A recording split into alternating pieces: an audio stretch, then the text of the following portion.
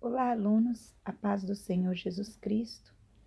Hoje nós vamos dar início a mais uma videoaula, a lição 3 do módulo 4. Nós vamos falar sobre a divindade de Cristo. A divindade de Cristo, ela é demonstrada pelos nomes divinos que lhes são dados nas Escrituras, pelo culto que lhe é tributado, pelas funções que a Escritura atribuem a ele, pelo cumprimento em Cristo de muitas promessas do Antigo Testamento, pelos testemunhos de que ele era Deus. Então vamos começar a ler na nossa apostila, na página 17. Deus, nós vamos ler no livro de João, capítulo 20, versículo 28, os nomes divinos que lhes são dados nas Escrituras.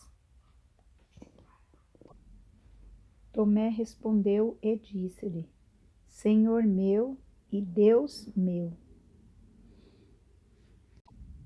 Em Mateus 16:16 diz assim: E Simão Pedro respondendo disse: Tu és o Cristo, o Filho de Deus vivo. Apocalipse capítulo 1, do versículo 5 ao versículo 8. Nós vamos ver o primeiro e o último, o Alfa e o Ômega. E da parte de Jesus Cristo, que é fiel testemunha, o primogênito dos mortos e o príncipe dos reis da terra, aquele que nos ama e em seu sangue nos lavou dos nossos pecados e nos fez reis e sacerdotes para Deus e seu Pai.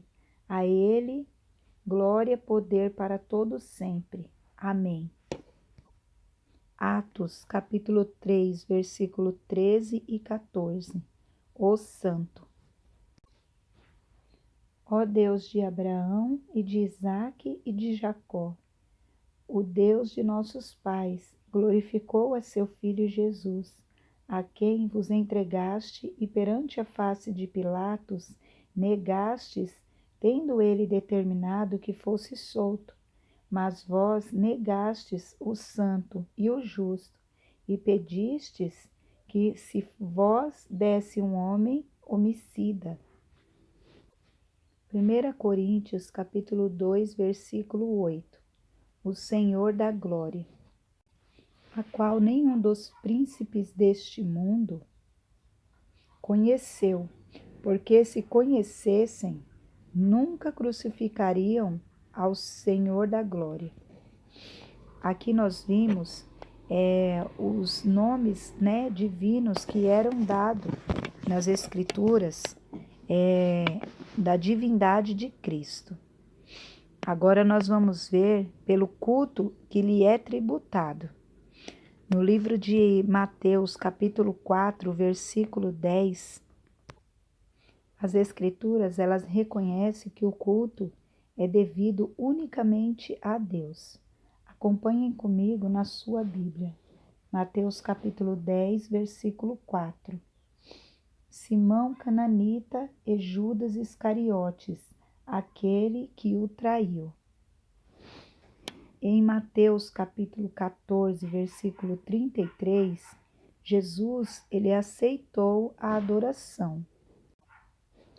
Então aproximaram-se os que estavam no barco e o adoraram-no, dizendo: És verdadeiramente o Filho de Deus.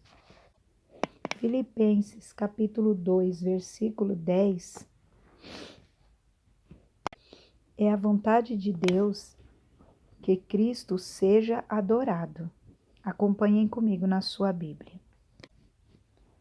Para que, ao nome de Jesus, se dobre todo o joelho dos que estão nos céus e na terra e debaixo da terra. Em Atos, capítulo 7, versículo 59, diz que a igreja primitiva orava e adorava a Cristo.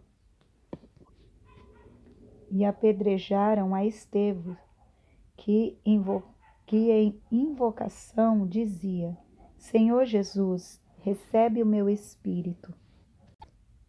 Agora nós vamos ver pelas funções que a Escritura atribui a ele. João, capítulo 1, versículo 3. O Criador do universo.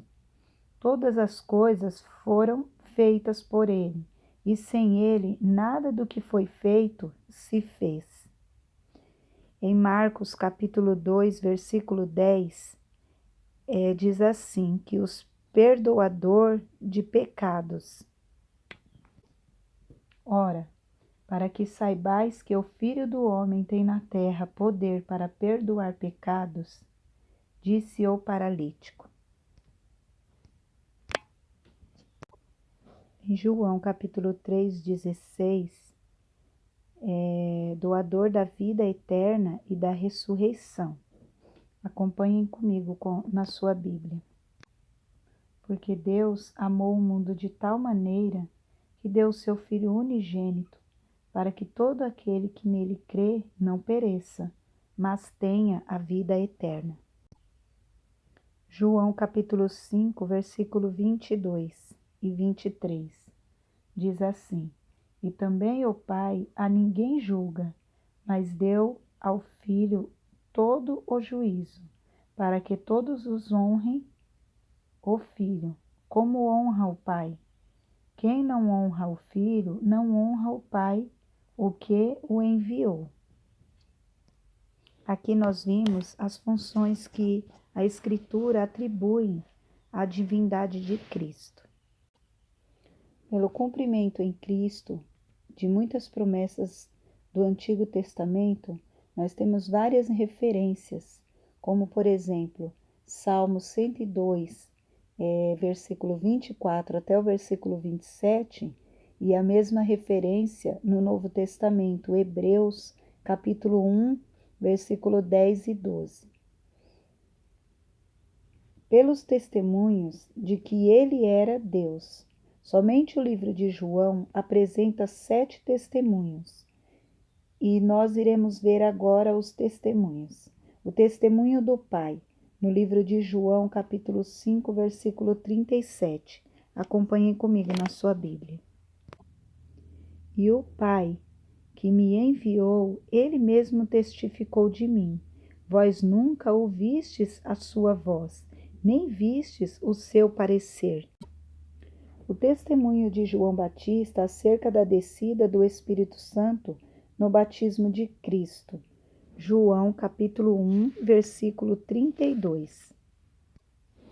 E João testificou dizendo: Eu vi o Espírito descer do céu como uma pomba e repousar sobre ele. O testemunho do próprio Jesus. João capítulo 4, versículo 25 e versículo 26. Acompanhem comigo. A mulher disse-lhe: Eu sei que o Messias, que se chama o Cristo, vem. Quando ele vier, vos anunciará tudo. Jesus disse-lhe: Eu sou eu que falo contigo. O testemunho das Escrituras. João capítulo 5, versículo 39. Examinai as Escrituras, porque vós cuidais de ter nela a vida eterna, e são elas que de mim testificam. O testemunho de Tomé. João capítulo 20, versículo 27 até o versículo 29. Acompanhem comigo na sua Bíblia. Depois disse a Tomé: Põe aqui o teu dedo e vê as minhas mãos, e chega a tua mão, e mete a mão no lado, e não sejas incrédulo, mas crente. Tomé respondeu e disse-lhe: Senhor meu e Deus meu. Disse-lhe Jesus: Porque me viste, Tomé, crestes? Bem-aventurado os que não viram e o creram. O testemunho dos guardas acerca das palavras de Cristo. João capítulo 7, versículo 45 e 46. Acompanhem comigo na sua Bíblia. E os servidores foram ter com os principais dos sacerdotes e fariseus, e eles lhes disse e perguntaram: por que o não trouxestes? Responderam os servidores: nunca homem algum falou assim como este homem. Aqui nós vimos, essas referências bíblicas, que os testemunhos de que ele era o próprio Deus, Jesus era o próprio Deus.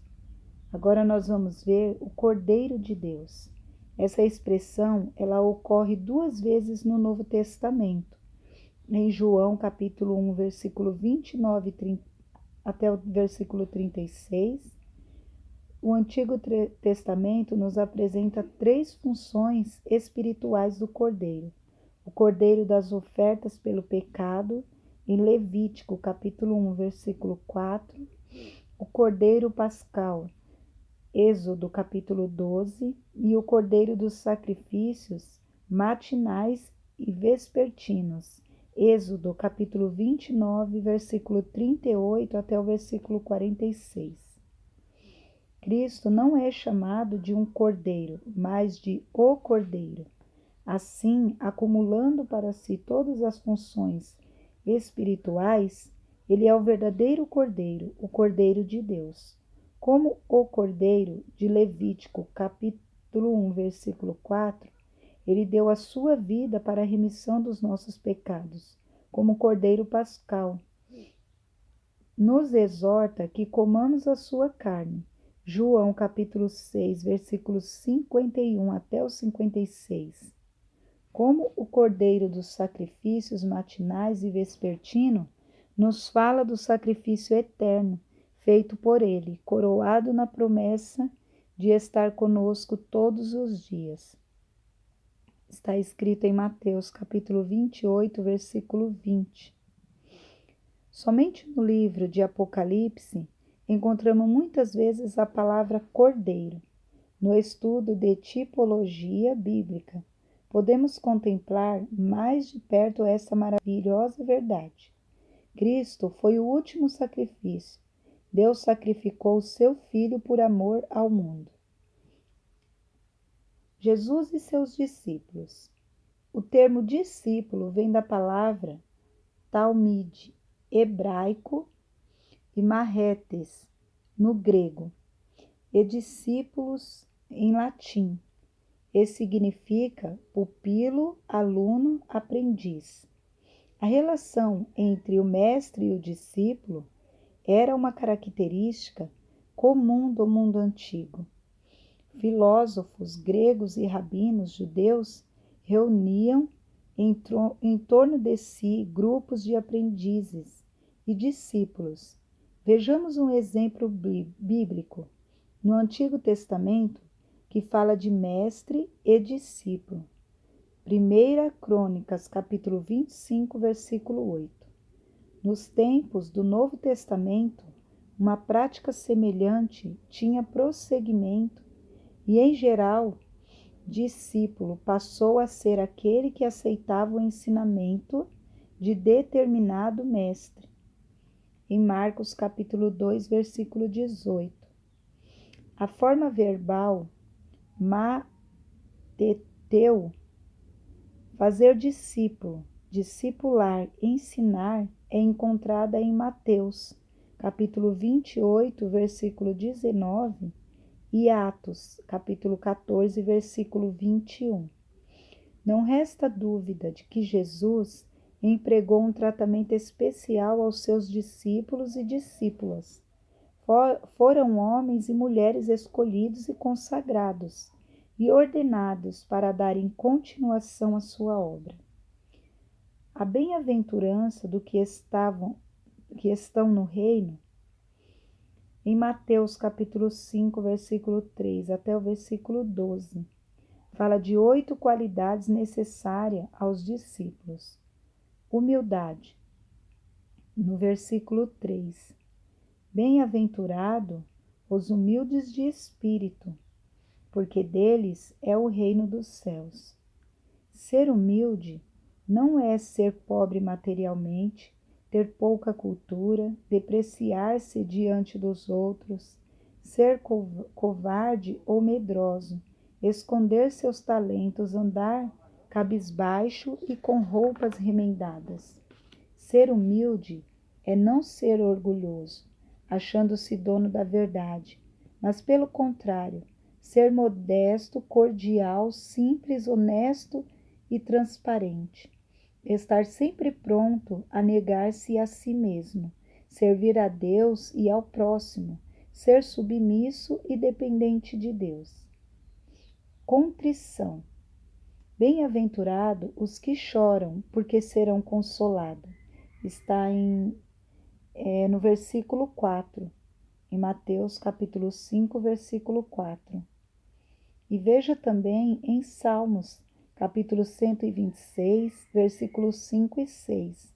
Deus promete que aqueles ou aquelas que choram serão consolados. Mansidão, capítulo 5, versículo 5. Bem-aventurado os mansos, porque herdarão a terra. Aqui não se trata de simples brandura de personalidade, sossego ou tranquilidade.